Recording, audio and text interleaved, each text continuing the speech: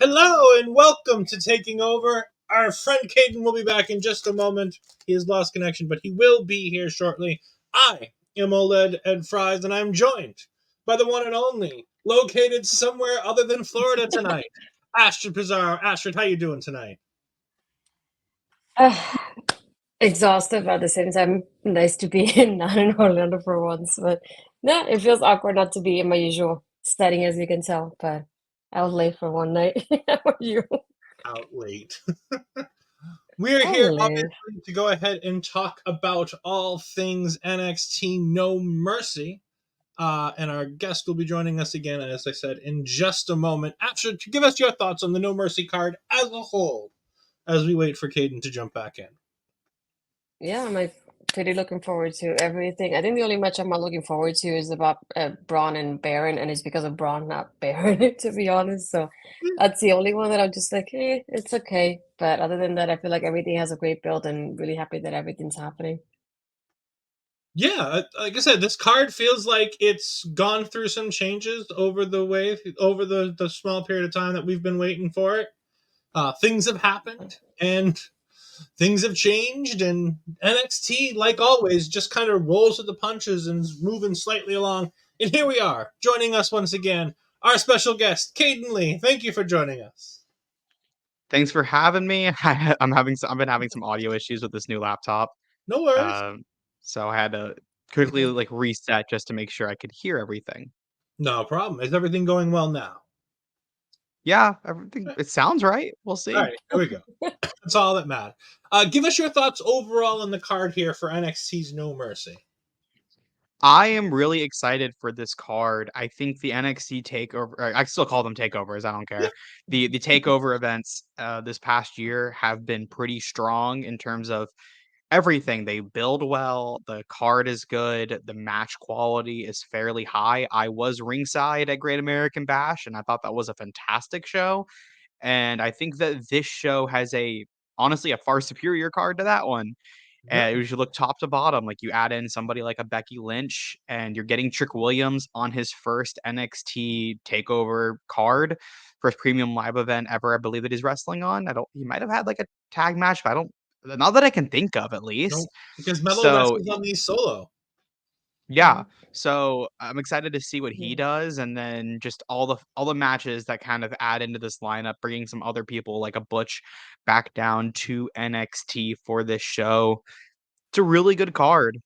Yeah, it's been a fantastic card. I think you just said you were there live at the Great American Bash. I was there live at Battleground. Ashley, that means it's your turn. You got to get yourself to No Mercy this weekend. So Good luck with that. leave North Carolina and head on over to They should have come here. It California. would have been easier for me.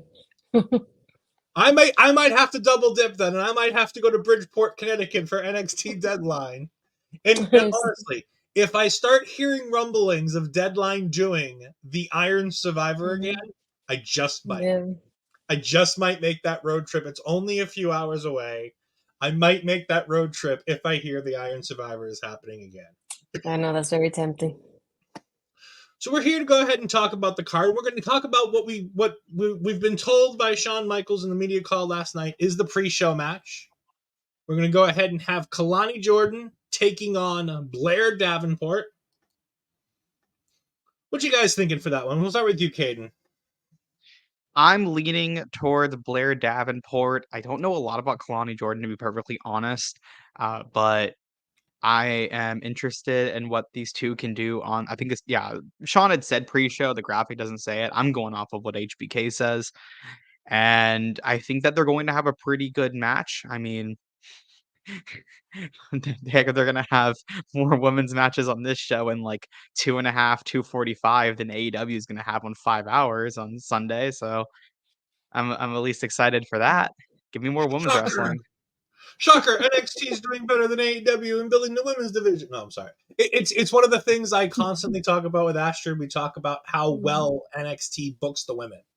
Even if the matches are matches we don't want to see sometimes, women are getting out there. They're having storylines that don't revolve around a championship. They're just throwing women out there and being like, look, here's some time. Go ahead and get some shine. Go do something for yourself.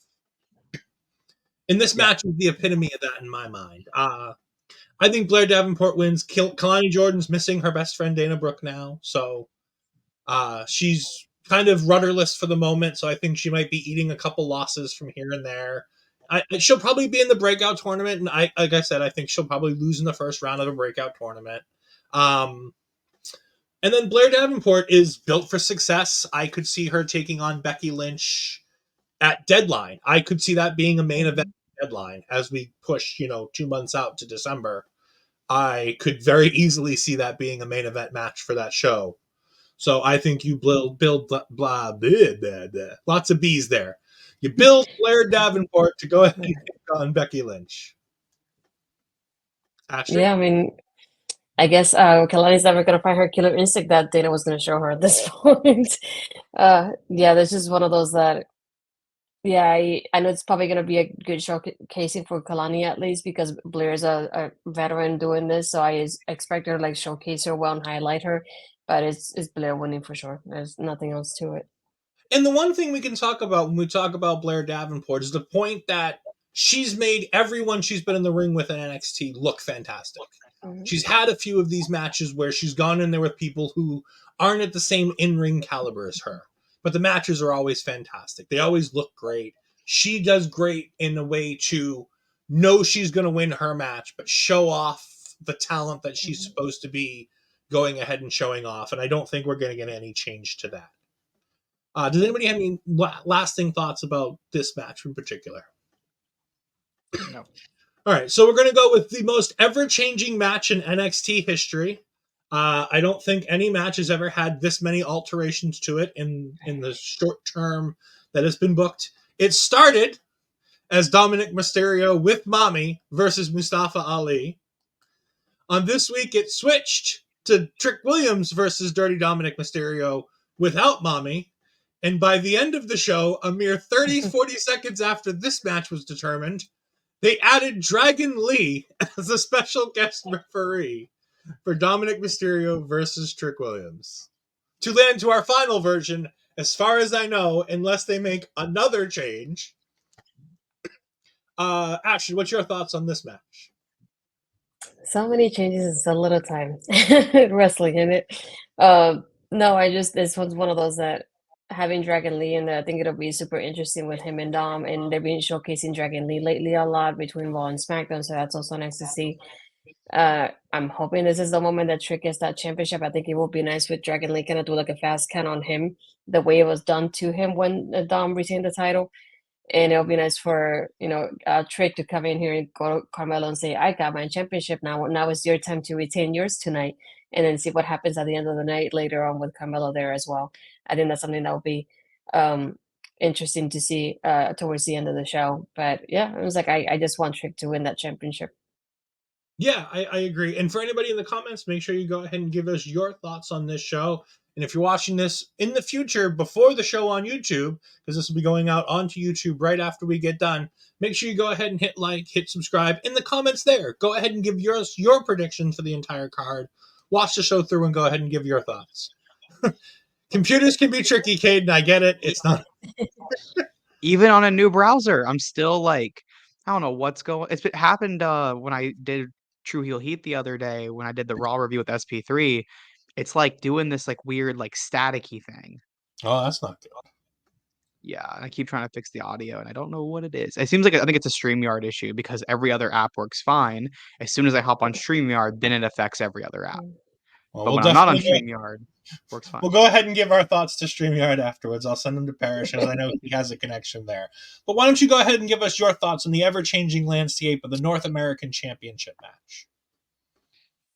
I feel for Mustafa Ali getting cut. I know there was some reports this week that NXT higher ups were not super happy, and they had plans well into 2024 for Ali. So that makes me believe that he might have been in the books to get an NXT championship run. And this would have been a pretty good match. I've really liked what Dominic Mysterio has done over the last few months. I think ever since he faced his father, Rey Mysterio, WrestleMania Night 1 on April 1st, I think he's kind of turned around as an in-ring performer and improved exponentially. A few misses here and there, like the Wesley match where he won the title, had some issues and probably just some miscommunication. But you look at the Dragon Lee match last week or this week on Monday Night Raw. You look at the triple threat from Great American Bash with Ali and Wesley. All those were pretty good matches, and he's gotten better. And I'm excited to see, at least in this one, what he does with Trick because of Trick also being green. This is the first time he'll have to kind of be in there. And technically speaking, he is the veteran between these two guys. He's going to have to help Trick through this. And while I think Trick has looked really well in what he's done, he just has less experience. That's how it is for this. So I'm very interested to see if Dominic can handle that type of position, especially since he is still somewhat lacking in the in-ring department. He's still not the greatest wrestler. He does have a lot of botches, but if anyone can do it, it's a Mysterio. I trust that these two guys got into the performance center this last week since Ali got cut last week. So this is very short, short notice. But I'm sure that they got in the PC. They worked. They're working their asses off, and these are two really good performers. Yeah.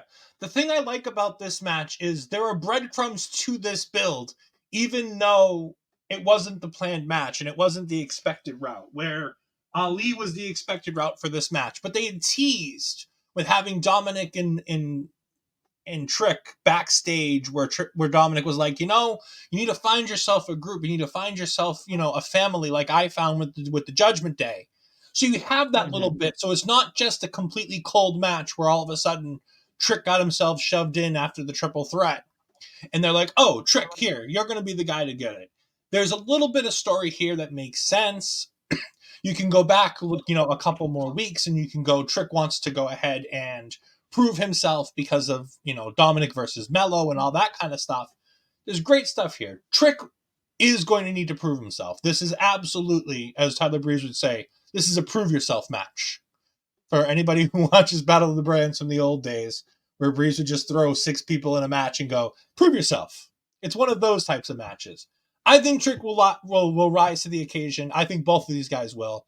I think Dragon Lee is there to make sure to help call the match, to be that third man in the ring, to help these guys out if they get into a tough spot, to tell them to slow down if they need to, if they start getting flustered, to take control and do what he has to do in terms of being a referee, but also being that veteran in the ring, because I think he speaks enough English to talk to Trick, and of course he can talk to Dominic in Spanish because of him and Dom. I'm sure Dominic, being raised in California, can probably speak Spanish. Being a Mysterio, I'm sure he was raised on it in his home. Um, this is honestly my match, what I expect to be my match of the night. I really do. I have big plans and big hopes for this match. And I hope this is the moment where we get to see Trick Williams get, like Astrid said, get his moment and have that moment where he stands up to Carmelo and goes, "This is mine. You made this the A championship and I'm going to bring it back." I think it was funny that Dominic, out of the clear blue, just happens to be talking to Mello a few weeks ago. And he's like, "I'm the A champion now," and held that title. So I think that's kind of forecasting here, where I think we're going to get that. Plus, Dom can lose dirty by having some shenanigans with Dragon Lee to screw him over to kind of make that happen. So I think we got Trick Williams as a new champion. Astrid thinks Trick Williams is a new champion. Kaden, what do you think about this?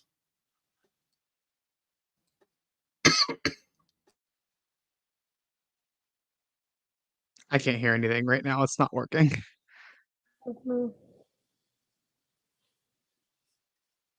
Oh, Eddie, you're muted too. Oh no, now I muted myself. That's not going to help. I'm saying. Moving on to the next match, and we'll come back to that if we need to. The next match I have up for the purposes of this show is our tag team championship match, Fatal 4-Way. We found out this week from the D'Angelo family, who haven't done a lot since they've won the championships. We have the Creed brothers who are returning, who are getting a title shot. Humberto, Carrillo, and Angel Garza are getting their first crack at the titles in NXT. It'll be nice to see them back in the ring, especially with this new attitude that they've got going on. And of course, we got Lucien Price and Bronco Nima, or as apparently NXT wants us to call them, Out of the Mud. God, that name still hasn't grown on me since Tuesday. It's still as shit as it was on Tuesday. Astrid, why don't you go ahead and give me your thoughts on this match? Oh yeah, I wanted to go ahead here. We didn't want to miss our good friend Barry that's been here. Hi, Barry, how you doing? Barry. I'm sorry, I missed your Thank comment. you for joining us here. No, this is one of those I only see like families sticking together and retaining this. Obviously I don't see LTM winning this championships like this. I think the other team that I could possibly see it going to would be the Creeds, but I don't think it'll be storyline wise, it wouldn't be their time right now. I think it'll be super interesting if we do have Garza and Humberto just winning it after, refocusing and having a new focus on new goals and championship gold, and rather than focusing on one that we're focusing on in the past. So I think that will be interesting if they do win them. But I'm still sticking with how it is with Tony and Staggs. I think it'll be great to have them go through the tag team division, and this is just the start of it, so I might as well keep going with it. I see them retaining these. Yeah, I think the D'Angelo family is going to retain. As I said when I was introducing the match, they haven't done a lot since they won the championships. It seems like they haven't done anything since they won. So I don't see any reason why they would lose here. However, if I was going to take my pick, I would absolutely pick Humberto and Angel. I think that you can explain this away, have the D'Angelo family lose in a fatal 4-way, and go ahead and build the feud, without anything else, and just go right through it. I'm still surprised the Creeds are here. I thought it made a whole lot of sense to have the Creeds leave when they lost to the Schism. I was surprised that they lost. I thought it was a no-brainer they were going to win. But once they lost, I got my head around it. I'm like, no, this makes a lot of sense. They can go up. They're ready. They don't need to be here anymore. And to be honest, I don't think the division needs them either. I think they can live without it. So I don't think it's a huge issue with, having the Creeds in this and taking a loss. I'd put the belts on Humberto and Angel and see what they can do. Are we back all set for now, Kaden, or are you going to at least try? Yeah, I'm gonna try my best. It's No worries. I don't I know what's going apologize for on. all this happening to you tonight. No, I don't know it's been this laptop has so many issues. I despise it and I can't return it at this point, but Oh it's no. awful. So I'm sticking with the family to retain here. There's nothing really for most of these teams that they've done that make me think that they would lose. They did just win them a few months ago, back at the end of July. I would like to see the Creeds win. I love the Creeds. I think they're fantastic, but I think at this point they're probably just best suited for the main roster. I just don't see them doing much more on NXT that would benefit them rather than just splitting those tag titles that the Judgment Day have and bring the Creeds up, and you got a pretty decent tag division up there immediately. Just adding them right in there, you're set. So yeah, I'm sticking with the family to retain. This is probably the only thing like I really kind of don't care too much about because there's just nothing really in here that makes me think like, oh, uh, I'm interested. I Something like really that. thought this match was going to end up on next week's NXT. I didn't think that this would be on the pay-per-view. Yeah. Barry comes in and says the Creeds are easily the best team in this match, but I can't see the titles changing. I agree. I think the Creeds are the best team in the match. While I don't pick them, I wholeheartedly agree that they are because, like I said, I think they could go to the main roster today and Mhm. be competing with the New Street Profits. They could be competing with Mhm. Legado del Fantasma or the LWO, whichever version they're going to be continued to call in the near future. There's no tag team they can't hang with on that main roster. Like, imagine the matches between them and the Viking Raiders or them and the New Day. Like, there are some banger tag matches on the main roster that I would rather see the Creeds in because that's the next level of improvement they need. There's nothing Mhm. else they can learn in NXT unless they're giving Julius a singles run. The only thing they can do with the two of them that makes any sense to continue having them in NXT is to give Julius a singles run, which they're not doing because they brought them back as a team. So at that point, like I said, I would have brought him up. But I think it'll be a fun match, but it doesn't. I'm not super interested in it, but there are pieces of this match that I want to see. I want to see more improvement from OTM. I think there's something there. I don't I don't love the whole package yet. I think the name needs a little bit of work. I'm still not on board with the name. I'm still not on board with Reggie being there, but I like these two guys. I think that there's something there with them. They have a little bit of talent. There's something raw there, some potential that I like. And I want to see what comes next for them. So there are bits and pieces of this that I like. I still can't believe. I mean, we talked about it, Astrid, on Mhm. in another life on another show, where I thought Tony D'Angelo was the stupidest thing to ever come down the pipe at Mhm. NXT. And my God, has he impressed me. Like, he's got the Mhm. gimmick, he's got the name, and it just works. It's just 90s camp enough that it makes me laugh, but it's not awful and it's not a total train wreck of him. Mhm. So we're all picking the family. We all have our team that we want to win. If it's not the family, Kaden has the Creeds. Astrid and I both think that if anybody else is going to win this match, we think it'll be Humberto and Angel. We're going to move on to undoubtedly, whether you like it or not, one of the more entertaining matches on the card, the Heritage Cup, with the awful group of Metaphor, led by Noam Dar, taking on the Brawling Brutes Butch. Uh, they might as well call them Pete Dunne because the entire time that this tournament was going on, they kept referencing all the things he did as Pete Dunne. Yeah.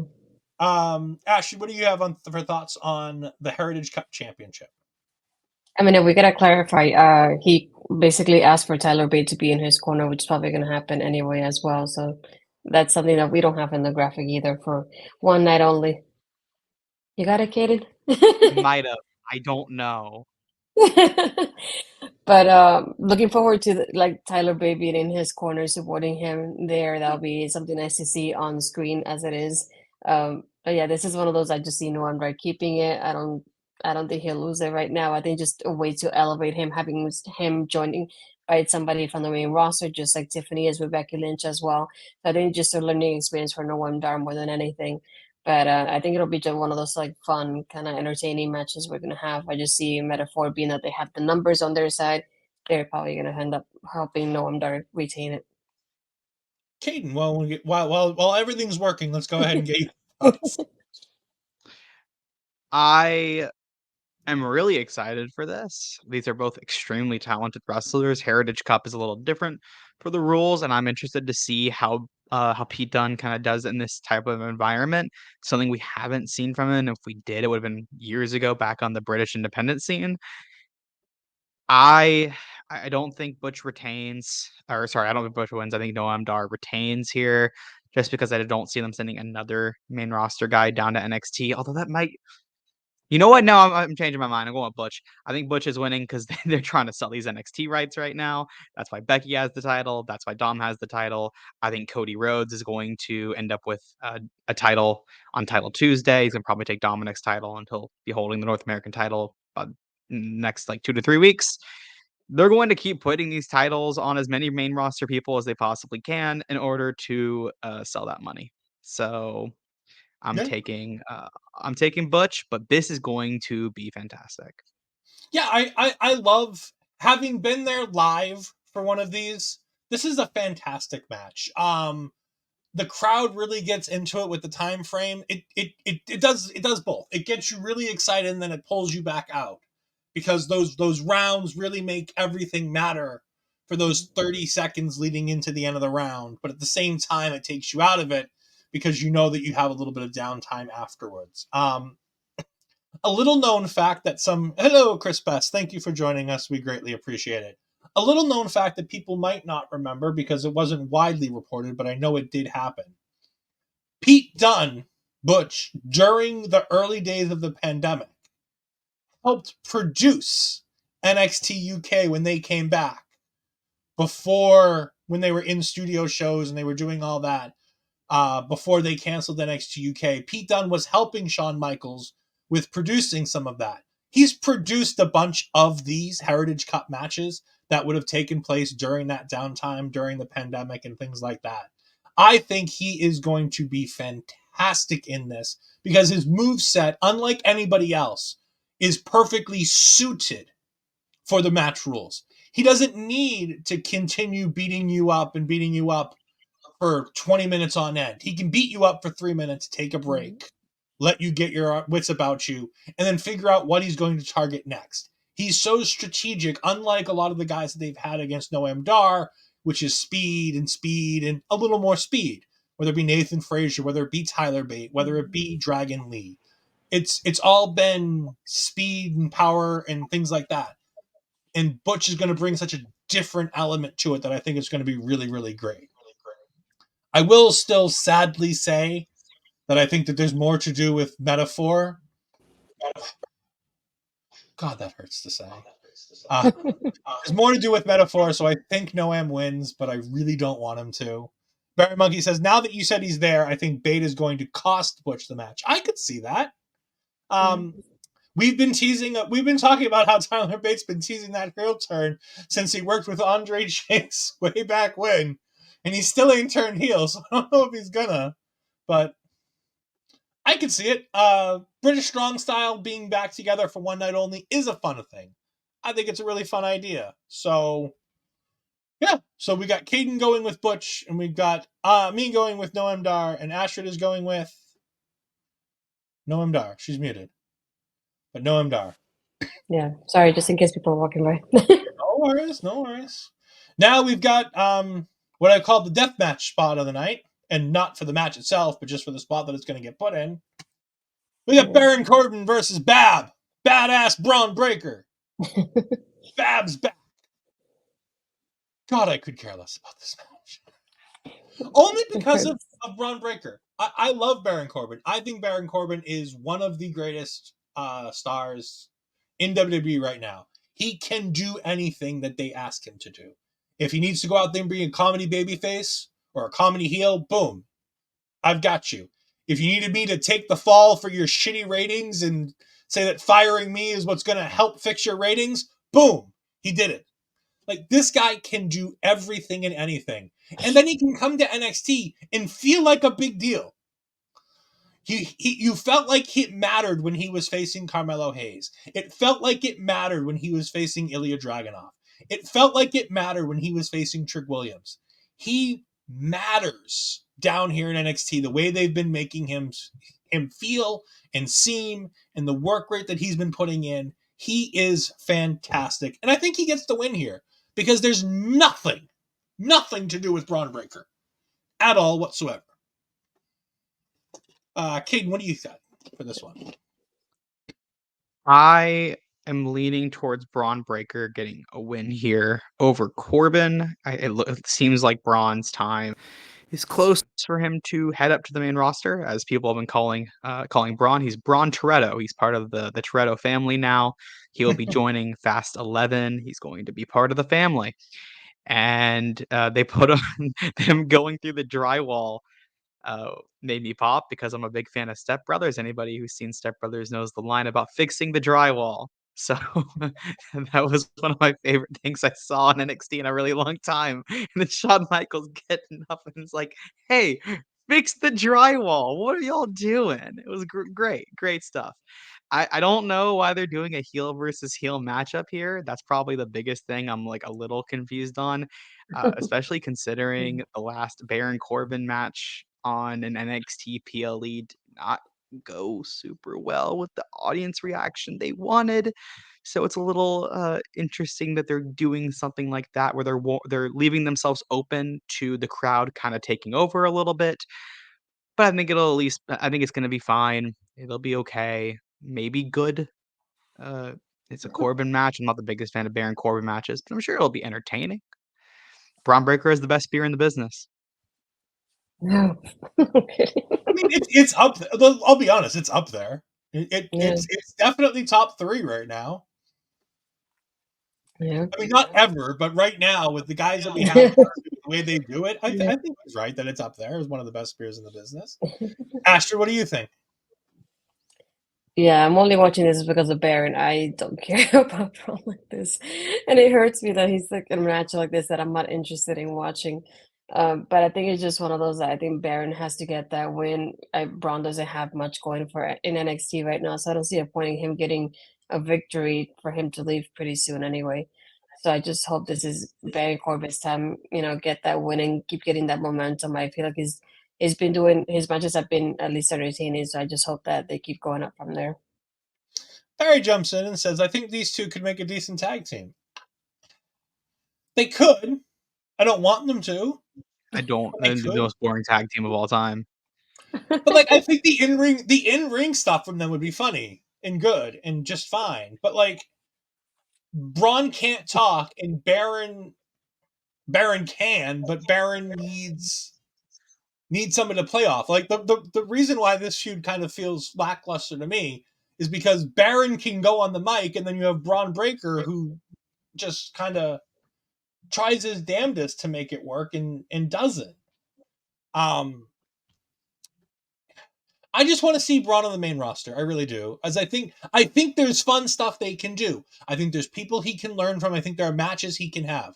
Run back him and Seth Rollins again. Run him and Shinsuke Nakamura. Run him and Cody Rhodes. Run him and Damian Priest, Finn Balor. Like, I think you can run him as a heel because people will cheer the other guys. And you can go ahead and get away with cheering Judgment Day or cheering Shinsuke Nakamura. Like, I think you have to be particular when you put him heel versus heel, but I think it can work.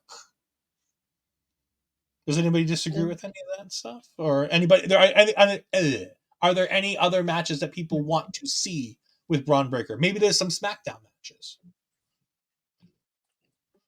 I want to see Bron Breakker versus Yota Tsuji for the Spears. There you go. That would work. Yeah, it just feels like when you've done already what you could do in NXT, there's, might as well just go to the main roster, try something new, give him some new goals to make and to try to accomplish. And I feel like he's done what he can in NXT. So it's like, You can put him anywhere at this point, and he'll be great with other people because he can learn from them Yeah. more than anything. I just feel like at this point, there's nothing else. It's like the Creeds. There's nothing else for him in NXT at this point after winning the championship and being in with going through the roster at this point. So just like I hope this is one of those that this is probably one of the if not the last time, one of the last few times we see him because I don't see anything else going for him right now in NXT. Yeah, I think there's a lot of people who could benefit right now from being called up who just there's nothing left for you to do. And not even like Braun's been there only for 2 years. He debuted like mid-September 2021, which is not that long, but he held like he got in there and then almost immediately won the title. And then now that he has not held that title since April 1st was when he would have lost it. He's just kind of floating and having random stories, and they did the draft, and that's when you probably should have just brought him up, especially since you were losing Roman on SmackDown. Bring him to SmackDown, have him kind of be that centerpiece over there. And I still think that could work now if you wanted to do it, because that show desperately kind of needs a big single star to build around that they're kind of missing. I would do that, like, you got I mean, other guys that are sitting there too, like Dragunov's probably gonna get called up after this as well. It's just time for some of these people to kinda get moved up. I do have a Mhm. quick little on Braun Breaker story that I forgot about until just now. Ooh, something. I went down last week, I think, to Halloween Horror Nights, and when I was down there, I went right past Braun and Cora, and I don't ever say things whenever I see wrestlers out in public usually, but, I don't know why, I was like, I'm in a silly, goofy mood." So as I walk right past Braun, we're walking at each other. I'm on his left, he's on my right, and as soon as we, like, pass, as when we'd be, like, right next to each other, I just go, "Ooh," like a quick little bark, and that was it. It was, like, not too loud, it was fairly subtle, and he did not notice it, and then I kinda turned around real quickly just to kinda, like, peek over my shoulder a little bit, and I see Cora immediately tap him on the arm. So I don't think he noticed, and I think Cora He's just did. oblivious to it all. He had this, like, massive grin, he's this buff dude, like, you don't realize how built that dude is until you see him in person because he's Mhm. built, and Yeah. he's, like, built like this, and he got this, like, grin walking through a scare zone. I'm like, "Dude, what are you what's going on?" Oh, that's great. Cause see, that's the Oh, thing. Like man. we see, and Noel's got it right here. Heel Braun is at least character development for Braun, and I agree. The heel turn for Yeah. Mhm. Braun has been good for him. It's done. It's done work for him. But he needs a mouthpiece. If he's not going to learn how to be a mouthpiece for himself, he just needs somebody. I don't even necessarily think he needs anybody top tier. I just think he needs somebody to talk for him. Pair him with a Grayson Waller. Pair him with as the muscle for Austin Theory. I think that would be fun because at least those guys can talk and they just have him as a heater and it gets him that little bit of push he needs in the right direction. Because as much as we talk about how bad his matches are, once he gets to the main roster, he's not going to have bad matches because we saw what he did with Seth. We know how capable he is with hanging with the main roster stars. Yeah. So it's just getting him there and getting him with that talent pool that I think is the only thing that he's lacking. I think the perfect guy is, there's a certain advocate who might not be an advocate for a champion much longer once WrestleMania 40 comes. And he's also not really doing much of anything besides just kinda sitting there with Jimmy and Solo while Roman's on vacation. So Yeah, I think you could tell that story over the next few months as Roman loses his family more and more, that he loses his advocate, he loses the wise man, and you have Paul go to Braun. I think that's the perfect pairing. yeah, It's the only person I can think of. Like, I know you mentioned Grayson and Theory, and those are good options for mouthpieces. Theory, not as much. I think Waller's a great option, but in terms of what Braun needs and what his character is right now, the only person I can think of that is a free agent is him, and the only other person in wrestling that I could think of in general is Stokely Hathaway. And unfortunately, Hathaway is now. Is he a free agent or is he locked down to? No, he's straight up like he's locked down for a little bit. I was gonna say I'm just I thinking was like, pretty sure he was locked down at this point. yeah, that's someone who would have been so good because they had him when he was still under contract whenever Braun started. That would have been such a good pairing to start with. Yeah, they really missed the boat with Stokely Hathaway. Malcolm Bivens, as he was called in WWE. But after everything fell apart with Indusher and everything there with the stupidity that was Indusher, and not the guys involved, like the guy who decided it was a good idea to tweet out that Keith Lee's winning both championships and ruin that entire thing for both of them, for really all three of them, because they never did anything with Malcolm after that. And that's a shame. Yeah. Speaking of another AEW guy, if we're just like, could you imagine him with Prince Nana? Like, could you imagine? Like, you could sub him in for Brian Cage, and I think it would be because Brian Cage has too much personality. Like, because I think he'd be great. Because I understand they have a group in that group. They have the heater that doesn't talk. Because I don't watch a ton of AEW, but I always try to catch RJ City's how do they pronounce that? AEW? AEW. There we go. I love RJ City. I saw him on the Indies a ton. I think he's great. I love him to death. And I saw his thing with the Embassy. And it was one of the funniest things I have seen. And I'm like, God, if this were on TV more, I think I'd really love something like that. Because RJ is so good at just, and Brian played along, and the big guy who doesn't talk didn't play along at all. I don't remember what his name is, but he didn't want to play along at all. And I'm like, Braun would fit right into that group. But yeah, thank you, Josh, for joining us. I greatly appreciate it. And if you guys want to hear more from Joshua Joseph, make sure you go ahead and check out the Our Local Establishment YouTube page as we go ahead and have Ring Respect Radio, where they had Joshua Joseph as a guest with our own Bobby Munson and Papa Smokes. Yeah, I think Braun, a solo type role in the Hurt Business wouldn't be a bad idea. He'd be a fine U.S. champion in the brand new Hurt Business. Now that they are still doing the Hurt Business, as they kind of swerved us a little bit earlier tonight. Spoiler for those who haven't caught SmackDown yet. Before we get into the main event matches, we're going to go ahead and play the weekly calendar, and then we're going to come on back and we're going to talk about the final two matches on this card. So we'll be right back in just about a minute or so.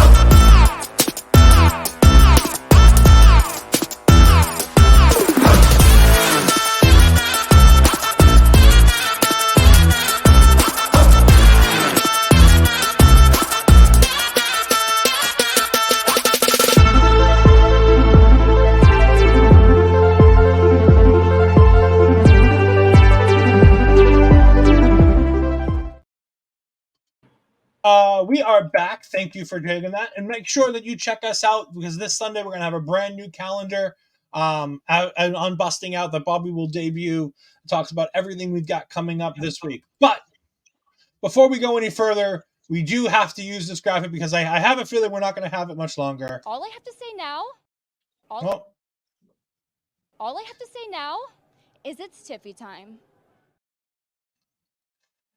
It's Tiffany Stratton time, as we got Becky Lynch versus Tiffany Stratton. And since this graphic has gone live, we have now made this an Extreme Rules match.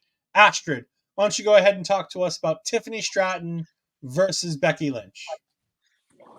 This is fun. It's like, I'm really torn about it because every time I hear Becky talking about the women's division, and every time she mentions the NXT women's division specifically, it And she runs down some of the names. I keep thinking, I would love to see this match against Becky so badly.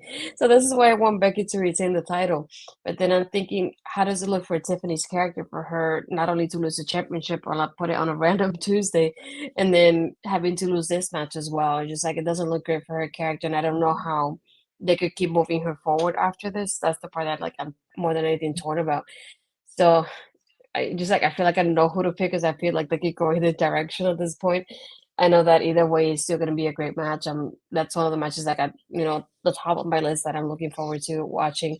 I know Tiffany's able to learn so much from Becky and the way Becky's talking about how they book in the women's division and how when her and the four horsewomen were coming up, they didn't have anybody to like really build themselves off of. Versus she said like Seth Rollins had somebody like Cena, and Cena had an edge, and like it kind of goes like that. So I like how she was saying that, and she has been one of those people now that the girls are able to learn from, and I like her be able to take that perspective and take it out to the NXT women's division and apply it to them and help them grow. So that's why I'm torn about it, but I'm definitely gonna go with Becky retaining and hopefully going through the some of the girls in the women's division here because I would like to see those matches. Kaden, what about you on your thoughts on the women's championship match? So there is a lot to unpack here for a lot of different reasons. Becky just won the title not too long ago. This is Extreme Rules, so if you want to have Tiff win, you can somewhat protect Becky. So I think it's and that's what I actually predicted originally was, oh, Tiff's gonna lose the first match, Becky's gonna win. That way she can get the title, and then they're gonna do some sort of stip, and that's going to give Tiffany the win. I actually thought it was gonna be last woman standing. And so I'm a little surprised that they would even leave it open for I was surprised that they were gonna leave it open for Becky to get pinned or submitted in whatever that rematch is, or whatever the rematch ended up being, which is Extreme Rules. I just didn't think they'd go with a pin submission option. And now I know why they did, because Jade Cargill's coming to WWE. They keep talking about it. They said a storm is brewing tonight on SmackDown. Jade just tweeted 20 minutes ago, a storm is coming. There is an NXT Women's Breakout Tournament coming up soon, so I think that's where they're going to debut Jade. I actually think she debuts tomorrow. They're going to have her in the crowd, do that old 2017, 2018, 2019 NXT crowd shot of your most recent signing. She's probably going to be there. And you start kind of setting that up. Whatever they want to do, you could probably you could have that championship match at Survivor Series, Becky versus Jade Cargill for the NXT Women's Championship rather than saving it for Deadline. You could do Deadline too, but you could also do Survivor Series, a bigger stage. Yeah, I have Becky winning for that specific reason. I think they want to do the Jade match and not fall on the mistakes that Tony Khan made with Jade Cargill by not doing the big matches. Do the big matches when you can. You have one right in front of you. All right, before we go ahead and talk about the lovely women of the NXT Women's Division, Barry Monkey says, if you're having a new calendar, will you be posing naked, lying on a rug in front of a fire with a strategically placed cushion, saving your modesty? No. Nobody wants to see that. I don't even want to see that. That's not something we're doing. All right, moving on. No, and Kaden brings up exactly my thoughts, but I have a slightly different way of doing it. I think Jade Cargill is absolutely showing up tomorrow night. I think they're doing the crowd shot. I think there's no better way to do this than to do an old black and gold crowd shot. Oh, there's Jade Cargill. What I think might happen, and I've been toiling with this for a couple days, what's the one thing that Tiffany Stratton's never had, but kind of could use? She could use a heater. What better way to debut Jade Cargill than to have her help Tiffany Stratton win the breakout tournament, and then cash in on Tiffany to stick it to Tiffany? Because I think that's something that you could do, that Tiffany's so conceited that she wouldn't think that somebody she's paying would turn on her. And I think that would just be fantastic to have Jade win that title, say it, whether it be Deadline or like Kaden says, I like the idea of doing it at Survivor Series. But I love the idea of Tiffany bringing Jade in and then Jade turning on her at her earliest opportunity.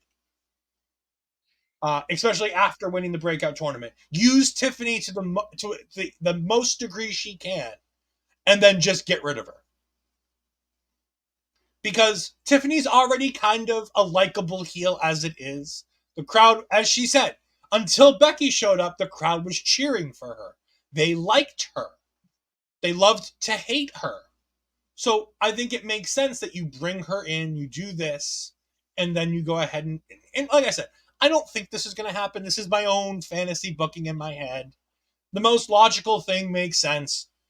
Becky wins because, for the multitude of reasons that Kaden's already talked about. They're trying to sell the NXT and Raw rights still.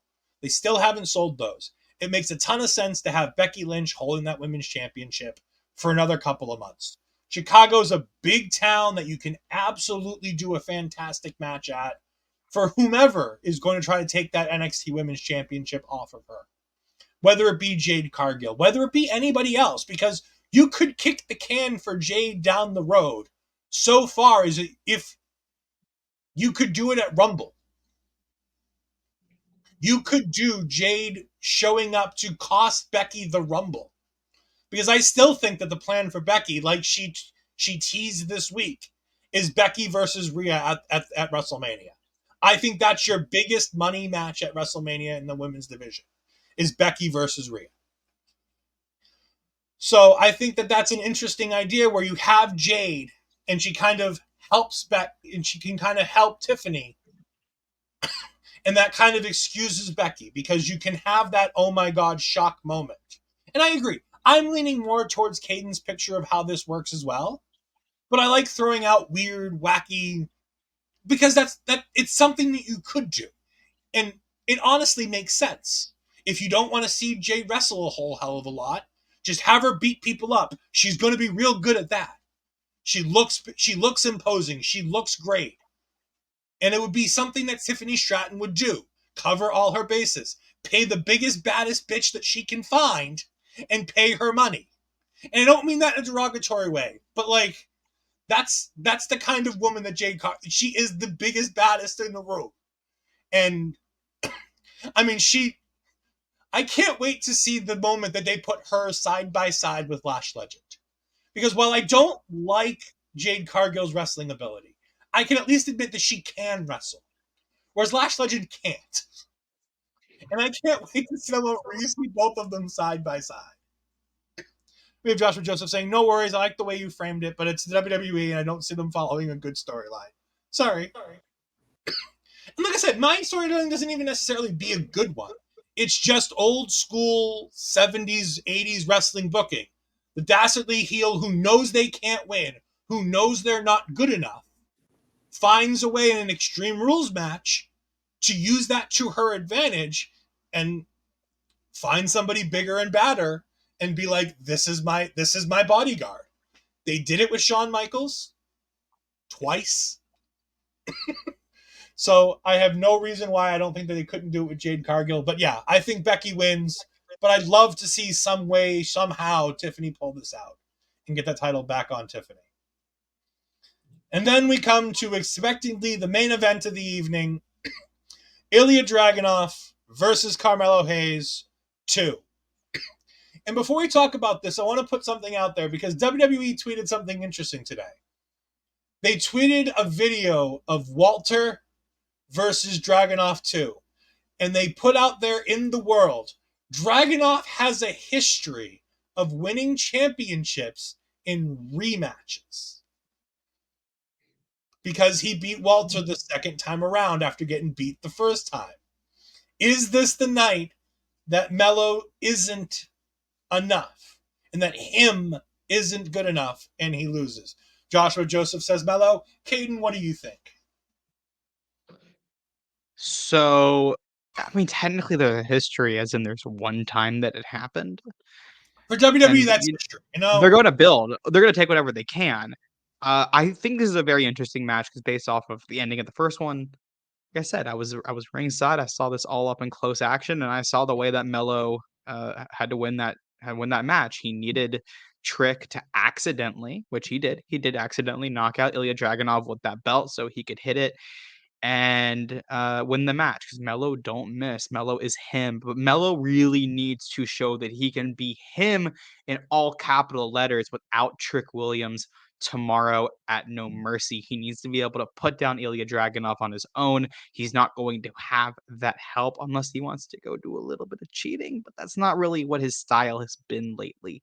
So I do have Carmelo Hayes retaining his belt, because they got to do that story with Trick Williams still for that title, which I think is the deadline story.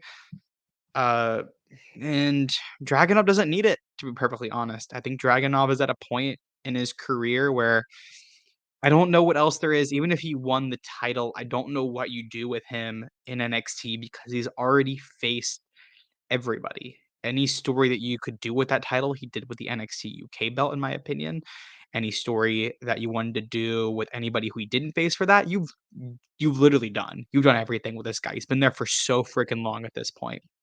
So it's time to get him up on the main roster, get him in a story, doing something. I think he should beat Gunther for that belt if you're not doing Chad Gable. This is going to be fantastic. These two guys are incredible workers. They definitely held back in that first one. A lot of matches we've seen this year, like Bryan Danielson and Kazuchika Okada, we saw that they kind of held back, and it reminded me of how Melo and Dragunov did the exact same thing. Like, almost like when you watch those matches back, you're like, oh, you can tell that they're just kind of like saving things, and they both have very like weird, wonky finishes that just come out of nowhere because they are saving for a rematch. And that's this. They're going to have a 5-star banger. We haven't seen him in a while. I'm going to throw the wrench out there before Astrid talks, and I'm going to ask her about it. Oh, What gosh. about Wes Lee? We ain't seen Wes Lee since he walked away with his girlfriend He and quit. cleaned out his locker. He's going to main roster. Is he? I think he is. I think they're about to do a second wave. I'd love to see him stick his nose in this match. Ashton, what about you? What are your thoughts? No. This is one of those again that makes you think back of Brown and the Creeds. Dragunov has nothing else for him in NXT. I don't see a point in him winning that championship now. For me, it's like, again, we go back to what Mark had said before. The storyline right now is Carmelo and Trick, going at it again. So I think that's something that they're moving towards. So I see Carmelo retaining that championship and then going up and continue that build towards him and Trick, because I think it'll be super interesting to see Trick taking it to him and making it, going like, this is what I learned from you, and and showing him off even more. And I think it will build up, Trick in such a way, people are really cheering for him, singing along to his theme songs, that you gotta capitalize on that right now. So I think this is moving forward. That's how I see it happening.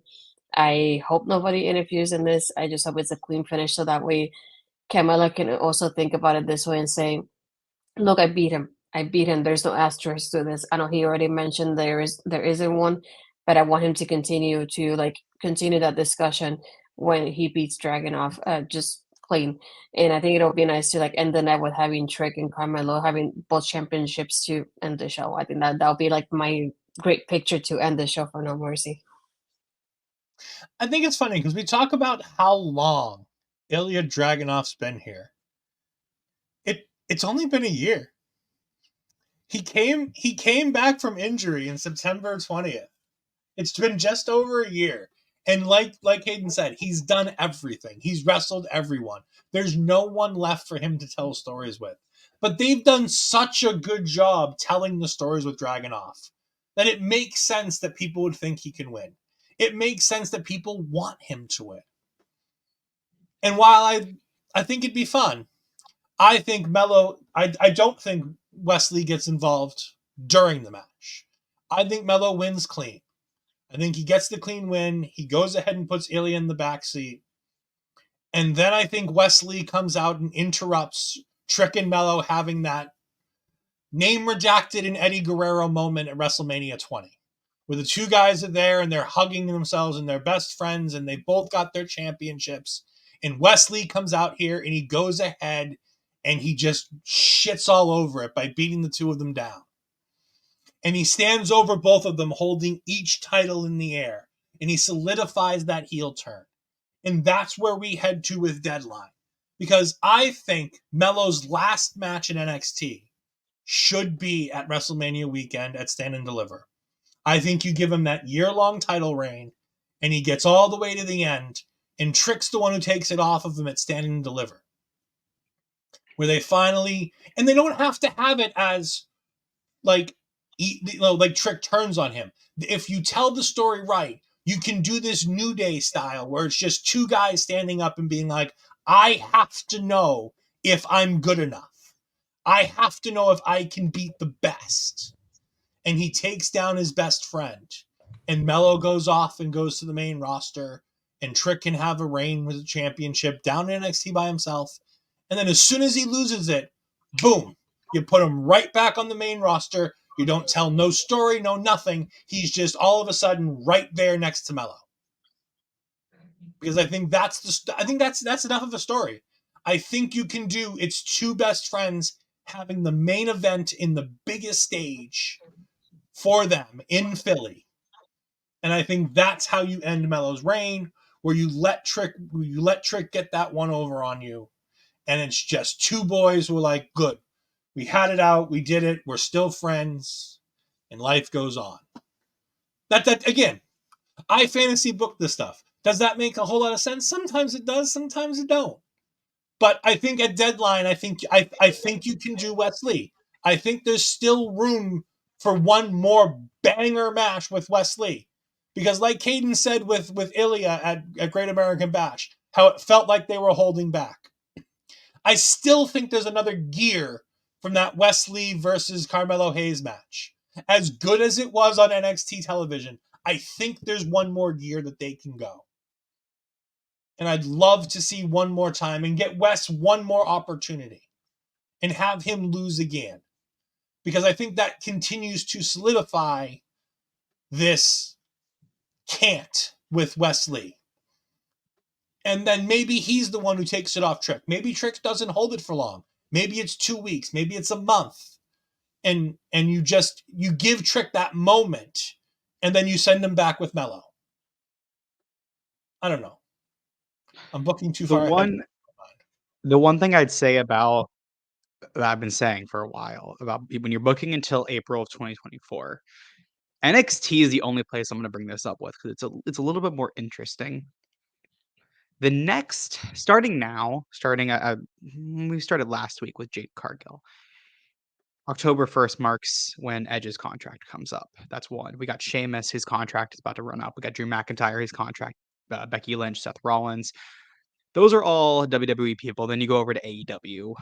MJF's in January. I think he signed anyways. But then you have all these other people who would have signed 3 to 5 year contracts in 2021 or in 2019. And you're going to have all of those starting to also come up. So I think early 2024 and even later this year, especially with Edge, and you have Mercedes still on the market. You do have some people from Impact as well who do throw a wrench into there. I don't know what Trinity's what her contract specifically is, but she also does throw something in there too. Some people from Japan who are free agents who need to be signed. There's a lot going on in the wrestling free agent sphere over the next 12 months where I think while I do love the story of Trick beating him, I think it's interesting to keep in everybody's mind that I don't think they have anything planned that far in advance to right now, besides vague stories. I think they're like, oh, maybe this, like the Mustafa Ali stuff. Maybe we could go here. But I think with every single person, it's like, this person could, some of them know, they in the business, they more know the contract length, so they might have a better idea. But the possibility of, let's say, Ricky Starks is all of a sudden a free agent, and you're like, oh, we can get Ricky. We're putting the title on him first week he gets into NXT, I guess. That's what they're like, oh, well, then let's do that. So I think if they want to, in my opinion, if they want to do the Trick winning story, or they want to do the Trick Mello match, I do it as soon as possible. I do it Deadline. I do it whatever the January, February pay-per-view or PLE would be, probably like late January, early February. Was a Vengeance Day that they did last year in February? Was it Vengeance Day in February? In middle February. Yeah, so then, yeah, that's one you could do also. Like, I would do it as soon as you possibly can rather than wait because you just don't like with this free agent landscape, we're about to have a massive shakeup, I believe, between these two companies. That's Or true. 3, I think you throw New Japan in there too. Like, we're about to have an insane change in landscape. And that's going to affect I think that's going to affect NXT more than it's going to affect main roster. And that's a great point. I didn't think of that, and I probably should have. That's an incredible point about the fact that there's so many people that are potentially switching sides, and there's so much up in the air, and there's so many names. In the women's division, Mariah May. Mariah May has been teasing the fact that she might be leaving Stardom. She's made a name for herself there. I wouldn't be surprised if NXT took a run and tried to get her locked down. NXT Europe is still supposedly coming along in the next, few months, early next year. TKO is about to kill that. I They're about to end agree. that. I don't think TKO is going to let them do it, but we've not heard it's officially dead yet, so we'll keep thinking it might be out there. But there's a multitude of talent that are just out there ready to be signed. I agree. I think MJF's locked up till 25 or longer at this point, and I think the whole 2024 war of 2024 is just a marketing standpoint to have a And they've lock on kind of that championship ditched reign. it. They've kind of ditched it too since the Cole stuff. Like, they briefly mention it every once in a while, but they just kind of fully cut it out from the story. Yeah. And of course, while we're talking about Adam Cole, best wishes and speedy recoveries to Adam Cole, who broke, if I remember correctly, 3 bones in his foot. Yeah, 3 different breaks in his ankle, according to Dr. Baker DMD. I do think he's injured. I think there's a little bit more to the story. It might be a little bit exaggeration. Yeah, and we got the Devils back, but again, that's for an AEW review that we'll have to talk about at another time. Kaden, where can the people find you and what you do here on the internet? So I guess I'll say what my Twitter is. My Twitter is Kaden Kaden_FTW. You can go follow it or you don't have to. I really don't care. I just post stupid shit and I try to get Kenny Omega to respond to my Twitter. You can also find me on Out the Ring at Out the Ring on Twitter as well. That's the new thing I'm kind of just starting up. Don't really have too much going on over there right now. I don't know when I'm like really gonna kick it into full gear over there, but that's just I just wanted everything made, so it's there. It'll be interviewing wrestlers about non-wrestling topics because I don't want to talk to wrestlers about wrestling anymore. I want to talk about other stuff. It's more fun. That's the wrestling stuff I do. There we go. Sounds like fun. You can kick it into full gear at Full Gear. No? Oh, what the fuck? I mean, probably. I should be there. Astrid, where can the good people find you? Well, first you can find us tomorrow with special guest Mark for our post show for No Mercy. Other than that, you can find me again on Tuesday with this one right here, taking over, talking about NXT post No Mercy stuff. It should be interesting. Other than that, you can find me as it says there, X and Blue Sky as astridpizarro, and Instagram and Threads astridpizarro20. Other than that, everything goes on my YouTube channel right now. So go subscribe. You can find me on the X at edfries12584, Twitter, X, whatever you want to call it. You can find all of my gaming content on edfries2002. Every Wednesday for the foreseeable future until I find out otherwise, we will be doing solo wrestle drafts where I'll be apparently going through 10 weeks as opposed to thinking I can get through entire seasons on my own because, wow, that did not go the way I thought it was this Wednesday night. But you can go ahead and see me play through my GM mode on 2K23 on my own with some special guests popping in to go ahead and talk to you about all the wrestling stuff. You can also find all of my Marvel Snap content. You can find Midnight Suns content coming up. In October, Marvel Midnight Suns and Marvel Snap are doing a fun little together thing, so I'm very excited for that. You can go ahead and catch all of the stuff from our local establishment at our local establishment places. But you know what I'm going to need this week? Because I'm going to need a kick in the ass to get through this whole weekend because I've got a busy one. You can go ahead and get your Rogue Energy, rogueenergy.com, using the promo code OLEPODS to get 10% off your order. Yes, if you go there and you can get cans if you're in the United States. If you're anywhere else in the world, you can go ahead and get them in the powdered form. Of course, in the United States, you can get them in the powdered form too. My favorite, 1, 2, 3, sour watermelon. It's a running joke on this show that I love the watermelon flavors, but you can go ahead and definitely go ahead and get all of that. Again, rogueenergy.com, promo code our local OLE pods to get your 10% off.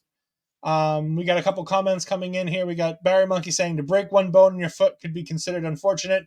To break three sounds carelessness. I mean, it happens.